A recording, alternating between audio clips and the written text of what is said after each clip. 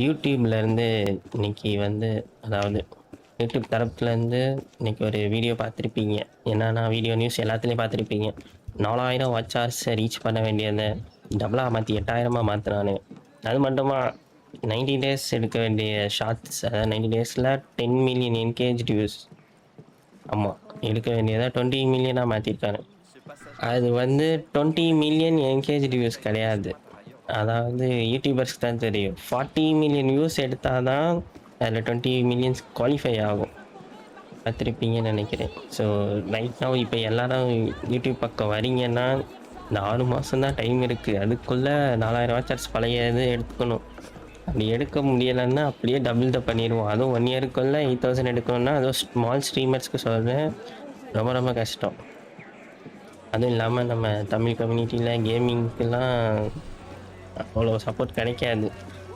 அப்புறம் ஷார்ட்ஸ் பார்த்தீங்கன்னா நம்ம சேனலை ப்ரமோட் பண்ணுறதுக்கோ எதுக்கோ போடுவோம் இல்லையா, அந்த ஷார்ட்ஸுமே இனிமேல் ரெவன்யூ தருவானாம். அதாவது நம்ம யூடியூப் பார்ட்னர் ப்ரோக்ராமுக்குள்ளே போனாலுமே அந்த ஷார்ட்ஸ்க்கு நம்ம காசு வாங்கணும் அப்படின்னா 90 டேஸ்க்கு 10 மில்லியன் வியூஸ் என்கேஜ் வியூஸ் எடுக்கணும். அப்படின்னா 90 டேஸ்க்கு 20 மில்லியன் வியூஸ் ப்ரொடியூஸ் பண்ணிட்டே இருக்கணும். அப்போ தான் அவன் காசு தருவானா. இல்லைன்னா ப்ரோக்ராமுக்குள்ளே போயும் ஷார்ட்ஸ் போடுறதுக்கு அர்த்தமே இல்லை. இப்போ நீங்கள் நினச்சி பாருங்களேன், 19 மில்லியன் வியூஸ் எடுத்திருக்கீங்க ஷார்ட்ஸில், ஓகேங்களா? ஏதோ ஒரு வைரல் வீடியோஸ் பேருக்கு 19 மில்லியன் வியூஸ் எடுத்துருக்கு போவோம், காசு தர மாட்டான், அவன் எடுத்துகிட்டு போயிடுவான். நம்ம வந்து 20 மில்லியன் தான் எடுத்துருக்கணுமா. அதாவது ஒரு பெரிய கிரியேட்டர்னா பரவாயில்ல, நம்ம ஒரு ஸ்மால் கிரியேட்டராக இருக்கும்போது அந்த அளவுக்கு ரீச் கிடைக்கிறதெல்லாம் பெரிய பெரிய கஷ்டம். யூடியூப் கரையனும் புஷ் பண்ண மாட்டான். யூடியூப் நல்லா இருக்க மாட்டான்டா, நல்லாவே இருக்க மாட்டான்.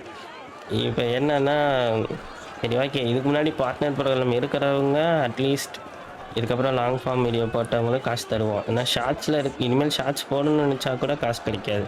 இதுக்கெல்லாம் காரணம் யார் பார்த்தீங்கன்னா, ஃபுல்லாக ஏஐ ஸ்லாப்பை உள்ளே விட்டு எல்லாம் ஏஐ வீடியோஸாக போட்டு இப்போது அவனால் அது வெளியே அனுப்பவும் முடியாமல் என்ன பண்ண போகிறானுங்கன்னா, இதுக்கு முன்னாடி ஏஐ போட்டு இவ்வளோ ரீச் த்ரெஷ்ஹோல்டை ரீச் பண்ணவன் இதுக்கப்புறம் 40 மில்லியன் என்ன 80 மில்லியன் வச்சாலும் எடுப்பான். அந்த அளவுக்கு அவனால் ஈஸியாக ப்ரொடியூஸ் பண்ண முடியும்.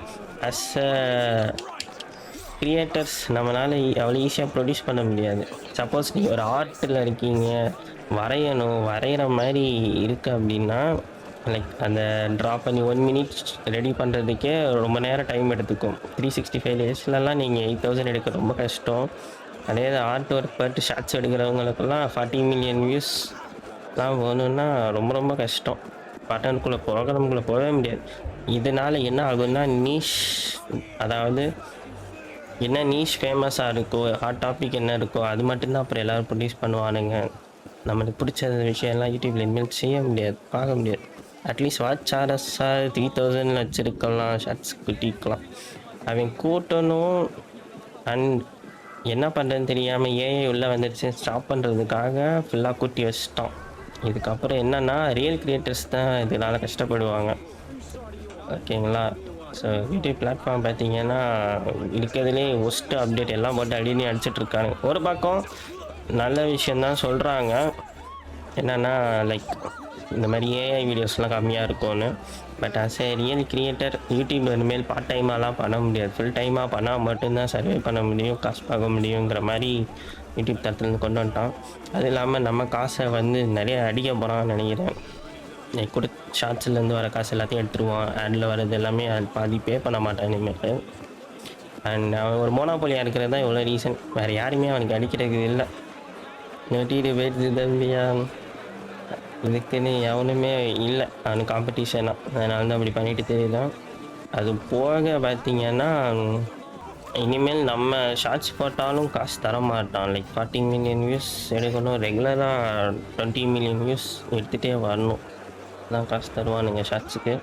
லாங் ஃபார்ம் வீடியோவுக்கு ஒன்றும் இல்லைன்றான்.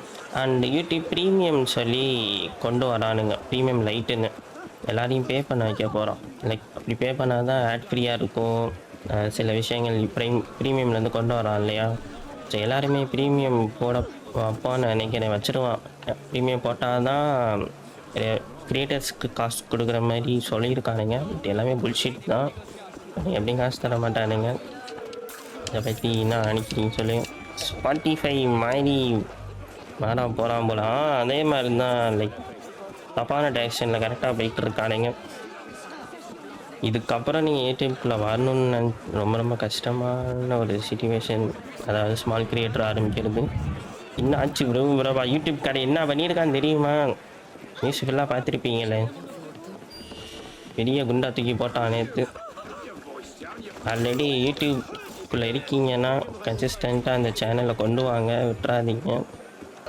எல்லா வழியும் பிளாக் பண்ணுறானுங்க, ஏன் பண்ணுற வாய்ப்பே இல்லை போல். அட்லீஸ்ட் ஃபாரினர்ஸ்க்காக டிக்டாக்காவது இருக்கும், உள்ளூரில் அதையும் போட்டானுங்க. இதை பற்றி என்ன நினைக்கிறீங்க கீழே கமெண்ட் பண்ணிங்க. ஓகே, இன்னொரு வீடியோவில் சந்திப்போம்.